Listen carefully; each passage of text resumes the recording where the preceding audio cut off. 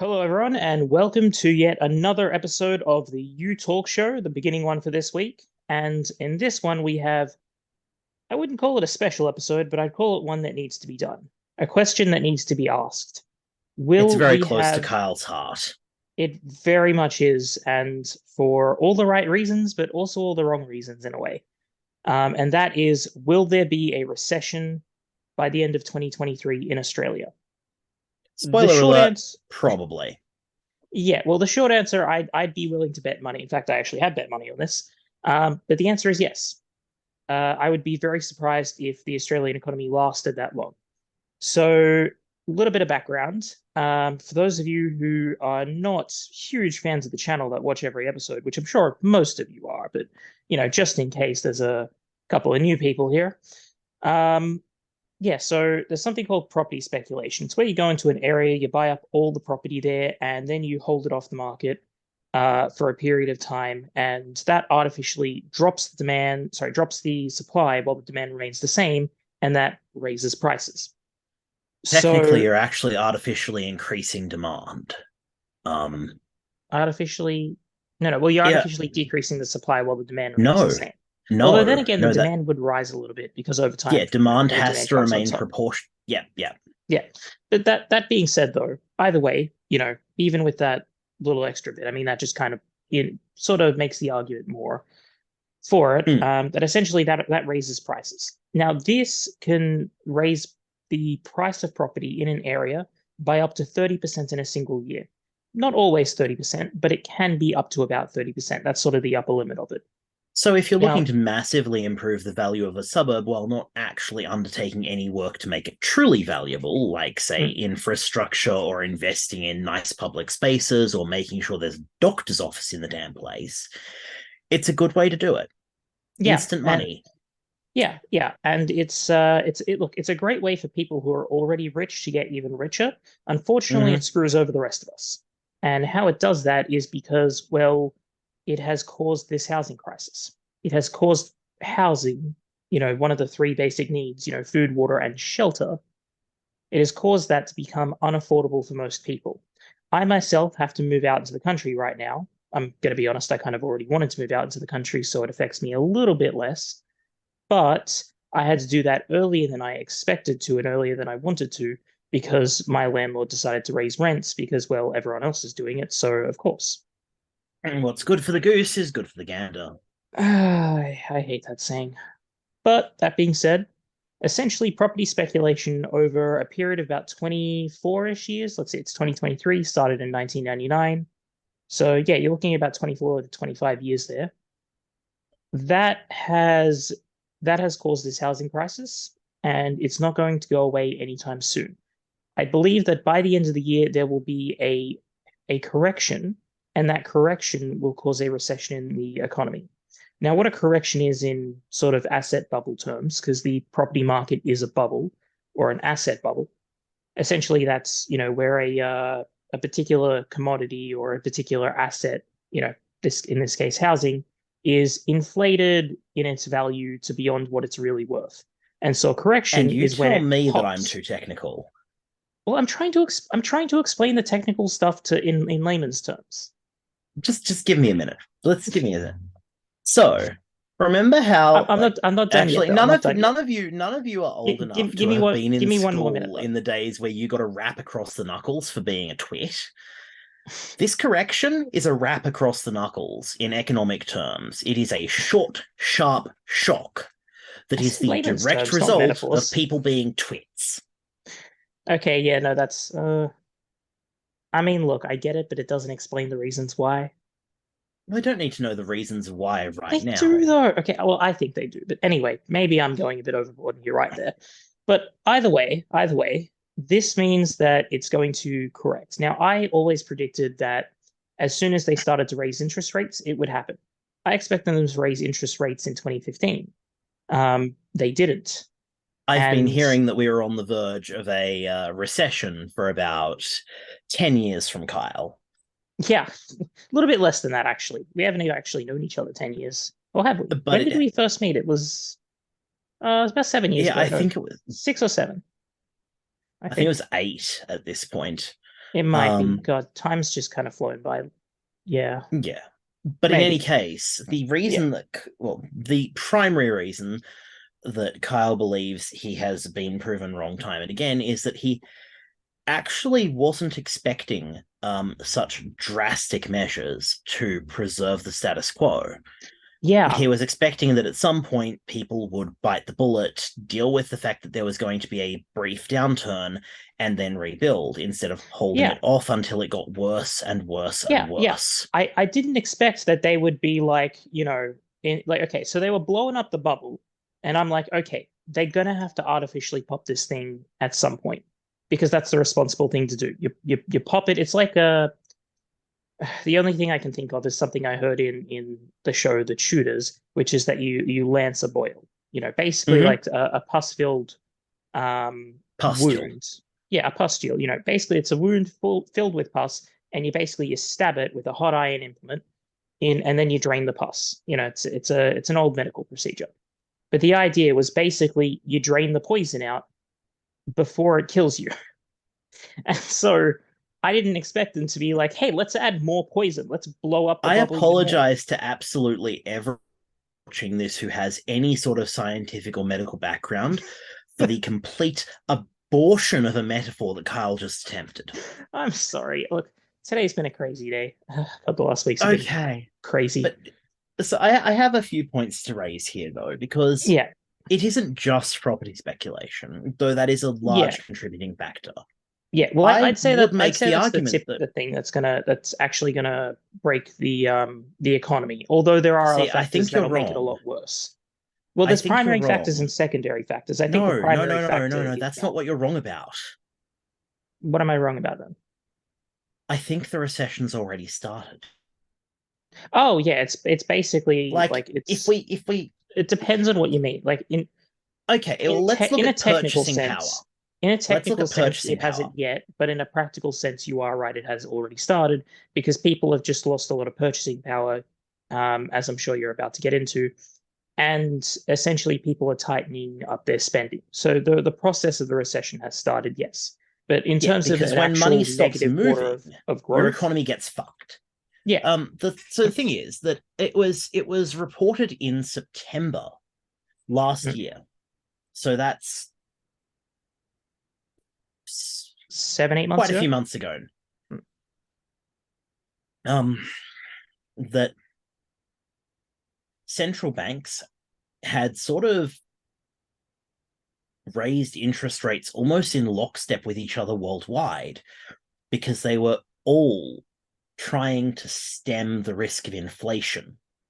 mm, Um, the World Bank has reported that there was a risk of global and a string of financial crises across multiple countries.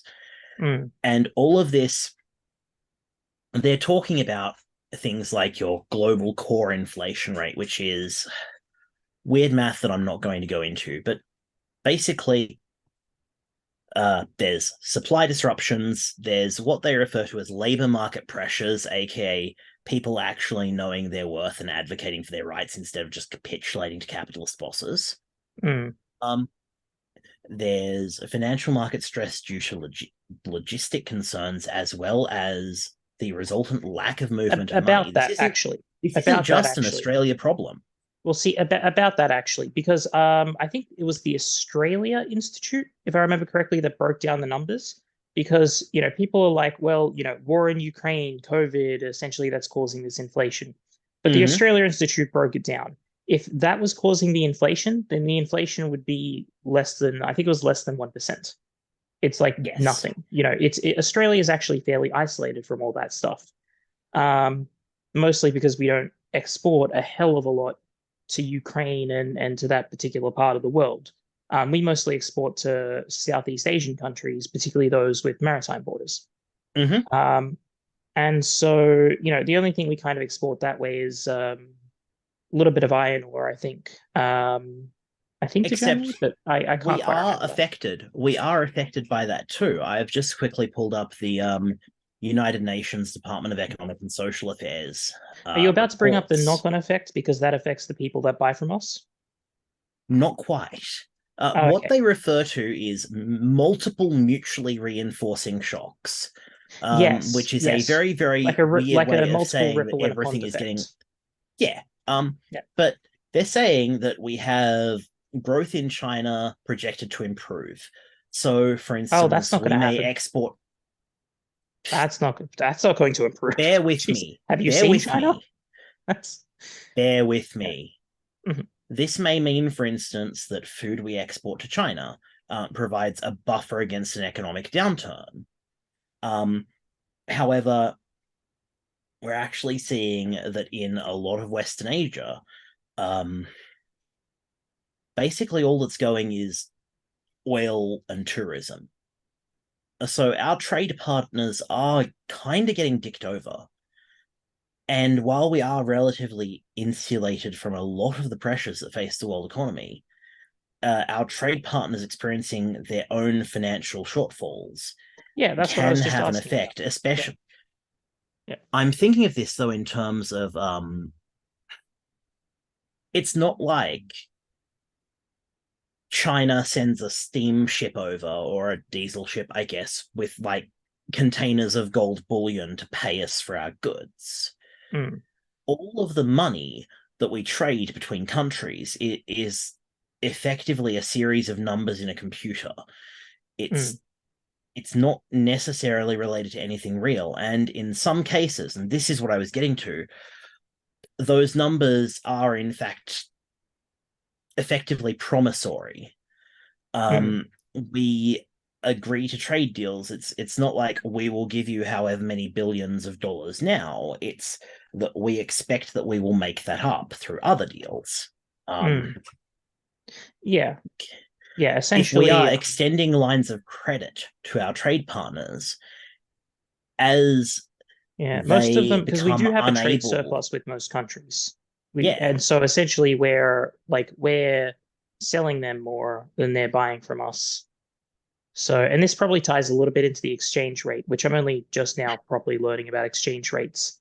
Um, mostly in the effort to try and figure out how to get Australian manufacturing back up online. But that's a whole kind of different story there.